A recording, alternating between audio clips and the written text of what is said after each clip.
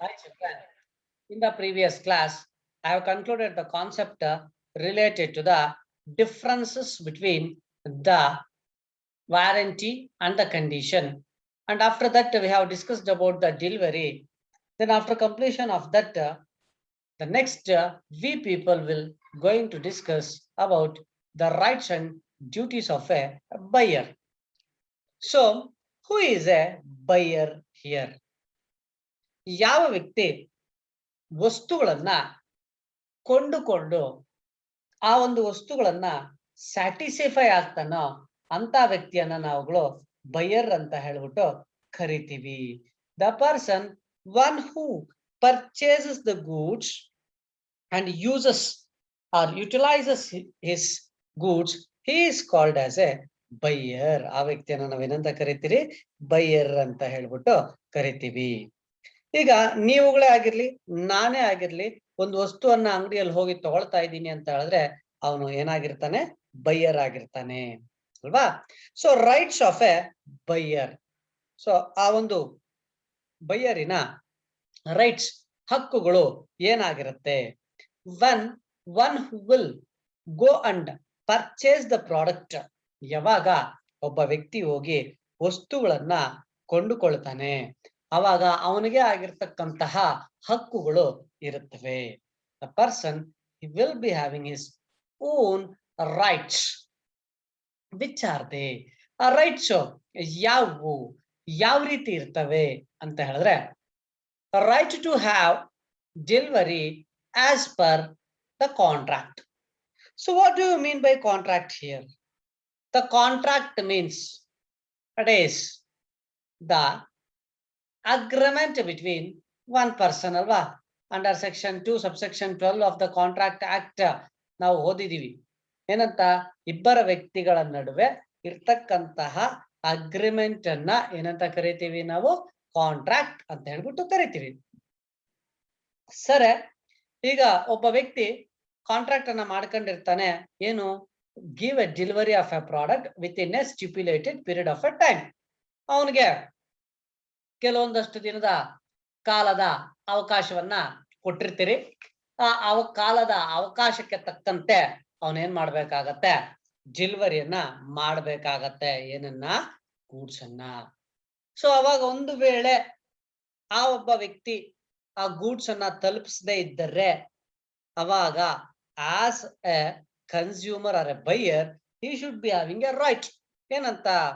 the first right of the buyer is to have a delivery of the goods as per the contract.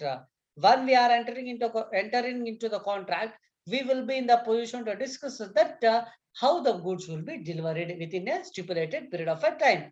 So suppose if the customer will not receive the product within the stipulated time as per the contract, he is having a right to ask the seller that why you are not able to deliver me the goods ಅನ್ನೋದನ್ನ ಕೇಳ್ತಾನೆ. ಆದ್ರಿಂದ ನಮಗೆ ವಸ್ತುವನ್ನ ಕೈಗೆ ತಲುಪಿಸ್ತಕ್ಕಂತ right ಯಾರಿಗಿದೆ? ಈ ಒಂದು ಬೈಯರ್ಗಿದೆ. Right to reject the goods. Yes, ನಿಮ್ಮ ಕೈಗೆ ತಲುಪಿಸ್ತಕ್ಕಂತಹ ರೈಟ್ ಹೆಂಗಿದ್ಯೋ ಅದೇ ರೀತಿಯಲ್ಲಿ right to reject the goods.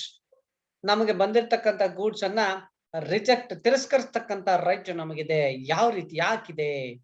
If the seller sends the buyer the large or smaller quantity of goods, either the seller will be send the goods either in a large quantity or in a smaller quantity, but here the buyer will be in the position to reject the goods because maybe the low quality or the wrong delivery of the goods. We are ordered the different goods but they are sent us the other products. ನಾವು ಒಂದು goods ಅನ್ನ order ಅನ್ನ ಮಾಡಿದ್ರೆ ನಮಗೆ ಅವರು ಕಳ್ಸಿರ್ತಕ್ಕಂಥ goods ಏನಾಗಿದೆ? ಬೇರೆದಾಗಿದೆ. So ಬೇರೆದಾಗಿದ್ದಾಗ ಅಲ್ಲಿ ಏನಾಗತ್ತೆ? ನಮಗೆ ಆ ಸಂದರ್ಭದಲ್ಲಿ ನಮಗೆ ತಲುಪಿರ್ತಕ್ಕಂತಹ ಅಥವಾ ನಮ್ಮ ಕೈಗೆ ಬಂದಿರತಕ್ಕಂತ ಗೂಡ್ಸ್ ಸರಿ ಇಲ್ಲ ಅಂತ ಹೇಳಿ ನಾವೇನ್ ಮಾಡ್ಬೋದು? ಆ ಗೂಡ್ಸ್ ಅನ್ನ ರಿಜೆಕ್ಟ್ ಮಾಡಿ ನಾವೇನ್ ಮಾಡ್ಬೋದು? ಬೇರೆ ಒಂದು ಗೂಡ್ಸ್ ಅನ್ನ ಆಪ್ಟ್ ಅನ್ನ ಮಾಡ್ಬೋದು. Right to reject the goods ಏನ್ ಮಾಡ್ಬೋದು? ರಿಜೆಕ್ಟ್ ಅನ್ನ ಮಾಡಬಹುದು. Then right to right to reject the goods ಅಂತ ಹೇಳಿದಾಗ ಹಿಯರ್ ನಾವುಗಳು ಆ ಒಂದು ಅಕ್ಸೆಪ್ಟ್ ಮಾಡಿರ್ತಕ್ಕಂಥ ಗೂಡ್ಸ್ ಅನ್ನ ಪುನರ್ ವಾಪಸ್ಸನ್ನ ಕಳಿಸಬಹುದು. Then the third one, a right to reputate. Here the buyer of the goods has a right to accept the delivery thereby installment. ಇಲ್ಲಿ ರೆಪ್ಯೂಟೇಟೆಡ್ ಅಂತ ಹೇಳಿದ್ರೆ ಇನ್ಸ್ಟಾಲ್ಮೆಂಟ್, EMI ಅಂತ ಕರಿತೀವಿ ನಾವುಗಳು.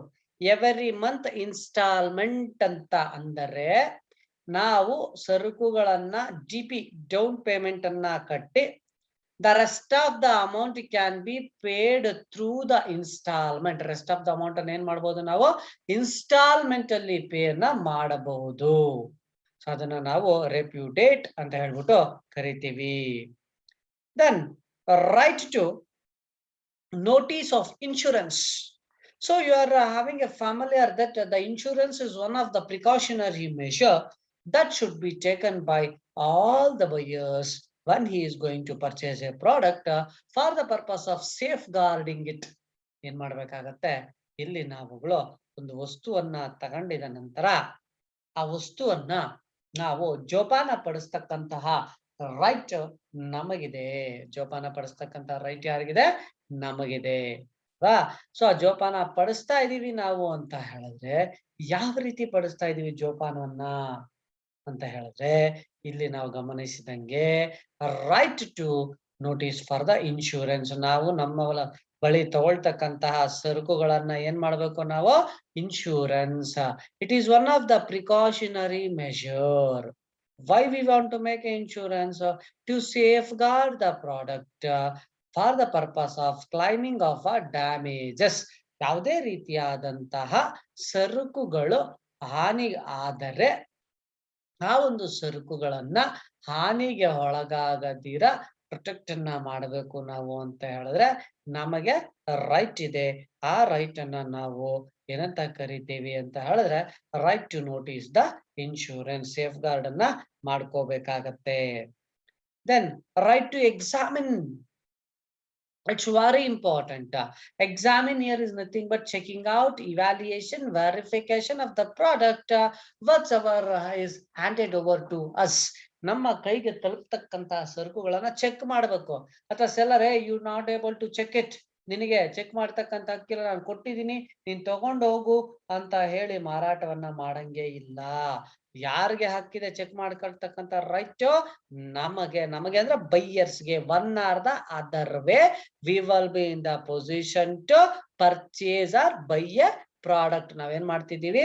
ಒಂದಲ್ಲ ಮತ್ತೊಂದು ರೀತಿಯಲ್ಲಿ ನಾವುಗಳು ಸರಕುಗಳನ್ನ ಕಂಡುಕೊಳ್ತಾ ಇದೀವಿ, ಬಳಸ್ತಾ ಇದೀವಿ. ಆ ರೀತಿಯಲ್ಲಿ ನಾವೇನ್ ಮಾಡ್ತೀವಿ? ಎಕ್ಸಾಮಿನ್ ಅನ್ನ ಮಾಡ್ತೀವಿ, ವೆರಿಫಿಕೇಶನ್ ಅನ್ನ ಮಾಡ್ತೀವಿ, ಇವ್ಯಾಲ್ಯೂಯೇಷನ್ ಅನ್ನ ಮಾಡ್ತೀವಿ. ಏನನ್ನ? ಸರಕುಗಳನ್ನ. ರೈಟ್ ಟು ಎಕ್ಸಾಮಿನ್ ಅಂತ ಹೇಳಿದ್ರೆ the buyer has a right to verify or evaluate the product whatever is purchased by him. If any duplicates are there or if any damages are there for a product, ಏನಾದ್ರೂ duplicate ಇದೆಯಾ ಅಥವಾ ಬದಲಿ ವಸ್ತುಗಳನ್ನ ನಮ್ಗೆ ಏನಾದ್ರೂ ಕೊಟ್ಟಿದಾರ ಅನ್ನೋದನ್ನ evaluation ಅನ್ನ, examine ಅನ್ನ, ಚೆಕ್ ಅನ್ನ ಮಾಡ್ತಕ್ಕಂತಹ ರೈಟ್ ಯಾರಿಗಿದೆ? ಬೈಯರ್ಗಿದೆ. Then right against the seller for a breach of contract. The breach here is nothing but some of the mistakes is arised in a contract. Athava the breach here is nothing but some of the other causes ಅಂತ ಹೇಳ್ಬಿಟ್ಟು ಸಹ ನಾವಿಲ್ಲಿ ತಗೊಳ್ತೀವಿ. ಅಂತ ಹೇಳಿದ್ರೆ ನಮಗೆ breach ಆದಾಗ, damages ಆದಾಗ ನಾವು ಅದರ ಮೇಲೆ ಧ್ವನಿ ಎತ್ತತಕ್ಕಂತ ರೈಟ್ ಯಾರಿಗಿದೆ? ನಮಗಿದೆ. Right against the seller for a breach of contract ಅಂತ ಹೇಳ್ಬಿಟ್ಟು ಕರಿತೀವಿ ನಾವುಗಳು ಅಲ್ವಾ? ಇಲ್ಲ ರೈಟ್ ಅಗೇನ್ಸ್ಟ್ ದ ಸೆಲ್ಲರ್ ಅಂತ ಹೇಳಿ ನಾವು ತೆಗೆದುಕೊಂಡಾಗ ಸೂಟ್ ಫಾರ್ ಡ್ಯಾಮೇಜಸ್. ನಾವು ಸೂಟ್ ಅಂತ ಹೇಳಿದ್ರೆ ಕಂಪ್ಲೇಂಟ್ ಅನ್ನ ಅಥವಾ ಧ್ವನಿಯನ್ನ ಎತ್ತಬಹುದು. ಯಾವುದಕ್ಕೆ? ಡ್ಯಾಮೇಜಸ್ ಅಂದ್ರೆ ನಾವು ತಗೊಂಡಿರ್ತಕ್ಕಂಥ ವಸ್ತುಗಳು ಯಾವುದೇ ರೀತಿಯಾದಂತಹ ಡ್ಯಾಮೇಜಸ್ ಅನ್ನ ಆದಾಗ ಆ ಡ್ಯಾಮೇಜಸ್ ಅನ್ನ ಕ್ಲೈಮ್ ಮಾಡ್ತಕ್ಕಂಥ ರೈಟ್ ಯಾರಿಗಿದೆ? ನಮಗಿದೆ. Suit for price. Suppose if the seller will sell the product for the higher price as we compared the product quality, quantity and the durability. ನಾವು ತಗೊಂಡಿರ್ತಕ್ಕಂತ ವಸ್ತುಗಳು ಕಾಸ್ಟ್ ಏನಾಗಿದೆ ಜಾಸ್ತಿ, ಏನು ಕ್ವಾಲಿಟಿನಲ್ಲಿ ಕ್ವಾಂಟಿಟಿನಲ್ಲಿ ಕಡಿಮೆ ಇದೆ, ಬೆಲೆಯಲ್ಲಿ ಜಾಸ್ತಿಗೆ ನಮ್ಗೆ ಮಾರಾಟ ಮಾಡಿದಾಗ ಅದ್ರ ಬಗ್ಗೆ ನಾವು ಏನ್ ಮಾಡೋದು, ದಾವೆಯನ್ನ ಹೂಡಬಹುದು, ಕೇಸನ್ನ ಫೈಲ್ ಮಾಡಬಹುದು ಅಥವಾ ಹಕ್ಕನ್ನ ಚಲಾಯಿಸಬಹುದು. ಸೂಟ್ ಫಾರ್ ಸ್ಪೆಸಿಫಿಕ್ ಪರ್ಫಾರ್ಮೆನ್ಸ್, ಅವನ ವರ್ತನೆಯ ಬಗ್ಗೆ ನಾವು ಸೂಟ್ ಮಾಡಬಹುದು. Suit for breach of warranty, ನಮಗ್ ಕೊಟ್ಟಿರ್ತಕ್ಕಂತ ಗ್ಯಾರಂಟಿ ಅಂಡ್ ವ್ಯಾರಂಟಿನಲ್ಲಿ ಏನಾದ್ರೂ ವ್ಯತ್ಯಾಸಗಳಿದ್ದಾಗ ನಾವೇನ್ ಮಾಡ್ಬೋದು, ಇಲ್ಲಿ ನಾವು ಕಂಪ್ಲೇಂಟ್ ಅನ್ನ ಕೊಡಬಹುದು. Repudiation of contract before due date, ನಾವು ಡ್ಯೂ ಡೇಟ್ ಗಿಂತ ಮುಂಚೆ ಕಾಂಟ್ರಾಕ್ಟ್ ಏನಾದ್ರೂ ವೈಂಡ್ ಆಗ್ಬಿಟ್ರೆ ಅಂತದ್ರ ಬಗ್ಗೆ ಧ್ವನಿ ಎತ್ತಬಹುದು. ಸೂಟ್ ಫಾರ್ ಇಂಟ್ರೆಸ್ಟ್, ನಮ್ಮ ಒಂದು ಇಚ್ಛಾಶಕ್ತಿಗಳಿಗೆ ಅಥವಾ ಸೆಲ್ಲರ್ ಸ್ಪಂದಿಸದೇ ಇದ್ದಾಗ ಅಥವಾ ನಾವು ಕಾಂಟ್ರಾಕ್ಟ್ ಗೆ ತಕ್ಕಂತೆ ಅವನು ಸ್ಪಂದಿಸದೇ ಇದ್ದಾಗ ಅದರ ಬಗ್ಗೆನೂ ಸಹ ನಾವೇನ್ ಮಾಡಬಹುದು, ಧ್ವನಿಯನ್ನ ಎತ್ತಬಹುದು. These are the some of the rights of the buyer, that is a right to have a delivery, a right to reject the goods, a right to reduplicate, a right to notice the insurance, a right to examine, a right against the seller for the breach of contract, etc. Then after completion of that, the next called as duties of the buyer. Duties of the buyer. So what are the duties of the buyer? How the buyer will examine or applicable the duties. See here, duty to accept the goods and pay for them in exchange of possession. ನಿನಗೆ ಹಕ್ಕಿದೆ ಅಂತ ಚಲಾಯಿಸ್ತಕ್ಕಂಥದ್ದಲ್ಲ, ನಿನ್ನದೇ ಆದಂತಹ ಜವಾಬ್ದಾರಿಗಳ ಕೆಲಸಗಳಿದೆ. ಏನು ನೀನು duty, ನಿನ್ನ ಕೆಲಸ ಏನಾಗಿರುತ್ತೆ, ಅಕ್ಸೆಪ್ಟ್ ದ ಗೂಡ್ಸ್, ತಗೊಳ್ತಕ್ಕಂಥದ್ದು, ಒಪ್ಕೊಳ್ತಕ್ಕಂಥದ್ದು, ಪೇ, ನಾವು ಅದಕ್ಕೆ ಏನ್ ಬೆಲೆ ಅನ್ಕೊಂಡಿರ್ತೀವಿ ಆ ಬೆಲೆಯನ್ನ ಪುನರಾವರ್ತನೆಯಾಗಿ ನಾವೇನ್ ಮಾಡ್ಬೇಕಾಗತ್ತೆ, ಪೇ ಅನ್ನ ಮಾಡ್ತಕ್ಕಂತಹ ಒಂದು ರೈಟ್ ಯಾರಿಗಿದೆ, ಡ್ಯೂಟಿ ಯಾರಿಗಿದೆ, ಬೈಯರ್ಗಿದೆ. Duty to apply for delivery. Yes, when we purchased the product, there is a duty to you that for the purpose of taking a delivery, you want to pick out or apply at the time of purchasing. ನಾವು ಒಂದು ವಸ್ತುವನ್ನ ಕೊಂಡ್ಕೊಳ್ಬೇಕಾದ್ರೆ ನಾವಲ್ಲಿ ಗಮನಿಸ್ಕೋಬೇಕಾಗತ್ತೆ, ಅಲ್ಲಿ ಡ್ಯೂಟಿಯನ್ನ ನಾವು exhibit ಅನ್ನ ಮಾಡ್ತೀವಿ. Apply for delivery, apply for delivery ಅಂದ್ರೆ ನನ್ನ ಕೈಗೆ ತಲುಪಬೇಕು ಸರಕುಗಳು ಅಂತಕ್ಕಂಥದ್ದನ್ನ ನಾವೇನ್ ಮಾಡ್ಬೇಕಾಗತ್ತೆ, ಡೆಲಿವರಿಯನ್ನ ಮಾಡ್ಕೋಬೇಕಾಗತ್ತೆ, ಅಥವಾ ನನ್ನ ಒಂದು ಕೆಲಸ ಅದು. Duty to demand delivery at a reasonable hour. we can able to say to the seller that you want to deliver us the goods within a stipulated period of a time. ನನಗೆ ಇಷ್ಟು ದಿನಗಳ ಒಳಗಾಗಿ reasonable hours ಅಲ್ಲಿ, ಅಂದ್ರೆ working hours 10 to 5 ಒಳಗಡೆ ಅದ್ರ ಮೇಲೆ, ಅಥವಾ ವರ್ಕಿಂಗ್ ಅವರ್ಸ್ ಅಲ್ಲಿ ಬೇಡ, ಅಥವಾ ಈವ್ನಿಂಗ್ ತನಕ ಕೊಡು ಅಂತ ಹೇಳ್ತಕ್ಕಂತ ಡ್ಯೂಟಿ ಯಾರಿಗಿದೆ, ನಮಗಿದೆ. Duty to accept the instalment delivery and pay for. ಕೆಲವು ಸಂದರ್ಭಗಳಲ್ಲಿ ನಾವು ಬಲ್ಕ್ ಆಗಿರ್ತಕ್ಕಂಥ ಗೂಡ್ಸ್ ಅನ್ನ ತಗೊಂಡಾಗ, ಅಲ್ಲಿ ಸ್ಟಾಕ್ ಇಲ್ಲದೆ ಇದ್ದಾಗ ಅವರು ಇನ್ಸ್ಟಾಲ್ಮೆಂಟ್ ಅಲ್ಲಿ ಸ್ವಲ್ಪ ಸ್ವಲ್ಪ ಸರಕುಗಳನ್ನ ಕಳಿಸ್ಕೊಟ್ಟಾಗ ತಗೊಂಡು ಅದಕ್ಕೆ ಪೇ ಮಾಡ್ತಕ್ಕಂಥ ಡ್ಯೂಟಿ ನಮಗಿದೆ. ಡ್ಯೂಟಿ ಟು ಟೇಕ್ ರಿಸ್ಕ್ ಅನ್ನು ತಗೊಳ್ತಕ್ಕಂಥದ್ದು ನಮಗಿದೆ. Duty to intimate the seller when or where he rejects the goods. ನನಗೆ ಬೇಡ ಅಂತ ನಾವು ಸರಕುಗಳನ್ನ ತಿರಸ್ಕರಿಸಿದೀವಿ ಅಂತ ನೀನು ಸ್ಟಾಕ್ ನಿನ್ನ ಹತ್ರನೇ ಇದ್ರೆ, that is the mistake has been committed by you. You are having a duty that you want to inform to the seller. ಮಾರಾಟ ಮಾಡಿರ್ತಕ್ಕಂಥ ವ್ಯಕ್ತಿಗೆ ನೀನೇನ್ ಮಾಡ್ಬೇಕಾಗತ್ತೆ, ಇನ್ಫಾರ್ಮೇಶನ್ ಅನ್ನ ಕೊಡ್ಬೇಕಾಗತ್ತೆ. ಏನಂತ, ನಾನು ಸರಕುಗಳನ್ನ ರಿಜೆಕ್ಟ್ ಮಾಡ್ತಾ ಇದ್ದೀನಿ. So you get back the goods. Suppose if it is possible, you can get a new product or you can get back the cash as your terms and conditions according to the contract. ಅವರ ಕಾಂಟ್ರಾಕ್ಟಿನ ಪ್ರಕಾರ ಏನ್ ಮಾಡ್ಬೋದು, ಹಣವನ್ನ ಬೇಕಾದ್ರೂ ತಗೊಳ್ಬಹುದು ಅಥವಾ ಸರಕುಗಳನ್ನ ಬೇಕಾದ್ರೂ ಪುನರಾವರ್ತನೆಯಾಗಿ ಪಡ್ಕೋಬಹುದು. Then duty to apply for delivery ಇದ್ದಂಗೆ ಟೇಕ್ ಡೆಲಿವರಿ. ಅಪ್ಲೈ ಮಾಡಿದೀವಿ ಅಂತ ಹೇಳಿದ್ರೆ ಮನೆ ಹತ್ರಕ್ಕೆ ಬಂದಾಗ ನಾನು ಹೇಳಿಲ್ಲ ವಾಪಸ್ ತಗೊಂಡು ಹೋಗು ಅಂತ ಹೇಳಂಗಿಲ್ಲ ನಾವುಗಳು. ನಾವೇನ್ ಮಾಡ್ಬೇಕು, ಅದನ್ನ ರಿಸೀವ್ ಮಾಡ್ಕೊಳ್ತಕ್ಕಂತ ಡ್ಯೂಟಿನೂ ಸಹ ನಮ್ಗೆ ಏನಿದೆ, ಬೈಯರ್ಗೆ ಇದೆ. And finally duty to pay the prices according to terms and conditions. ನಾವೇನು ರೂಲ್ಸ್ ರೆಗ್ಯುಲೇಷನ್ಸ್ ಟರ್ಮ್ಸ್ ಕಂಡೀಷನ್ಸ್ ಅನ್ನ ಮಾಡ್ಕೊಂಡಿದೀವಿ, ಆ ಟರ್ಮ್ಸ್ ಕಂಡೀಷನ್ಸಿನ ಪ್ರಕಾರ ನಾವೇನ್ ಮಾಡ್ಬೇಕಾಗತ್ತೆ, ಹಣವನ್ನ ಪಾವತಿಸಿ ಸರಕುಗಳನ್ನ ತಗೊಳ್ತಕ್ಕಂತಹ ಡ್ಯೂಟಿ ನಮಗಿದೆ. ನಮಗೆ ಅಂತ ಹೇಳಿದ್ರೆ buyer. and you are a buyer, you want to follow your rights as well as this type of duties compulsorily. As or a buyer, ನೀವೇನಾದ್ರೂ ಬೈಯರ್ ಆಗಿದ್ರೆ ಆ ಒಂದು ನಿಟ್ಟಿನಲ್ಲಿ ನೀವು ಈ ರೀತಿಯಾದಂತಹ ಡ್ಯೂಟೀಸ್ ಅನ್ನ ಫಾಲೋ ಅನ್ನ ಮಾಡಬೇಕಾಗತ್ತೆ. After completion of that, the last concept that is called as rights and duties of an unpaid seller. So before going to see the rights of an unpaid seller, we want to see the meaning of an unpaid seller. According to the Sale of Goods Act 1930 defines that a unpaid seller as a seller that has not been paid the full price of the goods that has been sold and that has been received a bill of exchange. ನಾವು ವಸ್ತುಗಳನ್ನ ತಗೊಂಡ್ಬಿಟ್ಟಿದೀವಿ, ಆ ವಸ್ತುಗಳಿಗೆ ಹಣವನ್ನ ಪೂರ್ತಿಯಾಗಿ settle ಮಾಡದೇ ಇದ್ದಾಗ ಆ ವ್ಯಕ್ತಿ ನಾವ್ ಏನಾಗ್ತೀರಿ, ಅನ್ಪೇಡ್ ಸೆಲ್ಲರ್ ಆಗ್ತೀವಿ. ಏನಾಗ್ತೀವಿ? ಅನ್ಪೇಡ್ ಸೆಲ್ಲರ್ ಆಗ್ತೀವಿ. The unpaid seller is a person, one who purchases the goods and delivers the goods to him and he is not yet paid a full amount. ಅವನೇನ್ ಮಾಡಿಲ್ಲ, ಪೂರ್ತಿಯಾಗಿರ್ತಕ್ಕಂತ ಹಣವನ್ನ ಪಾವತಿಸಿಲ್ಲ ಅಂತ ವ್ಯಕ್ತಿಯನ್ನ ನಾವು ಅನ್ಪೇಡ್ ಸೆಲ್ಲರ್. ಆ ವಸ್ತು ತಗೊಂಡ್ಬಿಟ್ಟಿದ್ದಾನೆ, ಡೆಲಿವರಿ ತಗೊಂಡಿದ್ದಾನೆ, ಸ್ವಲ್ಪ ಹಣವನ್ನ ಇನ್ಸ್ಟಾಲ್ಮೆಂಟ್ ಅಂತ ಸ್ಟಾರ್ಟಿಂಗ್ ಕಟ್ಟಿದ್ದಾನೆ, ಉಳಿದಿರ್ತಕ್ಕಂತ ಅಮೌಂಟ್ ಅನ್ನ ಸೆಟಲ್ ಮಾಡಿಲ್ಲ ಅಂತ ವ್ಯಕ್ತಿಯನ್ನ ಅನ್ಪೇಡ್ ಸೆಲ್ಲರ್ ಅಂತ ಹೇಳ್ಬಿಟ್ಟು ನಾವೇನ್ ಮಾಡ್ತೀವಿ, ಕರಿತೀವಿ.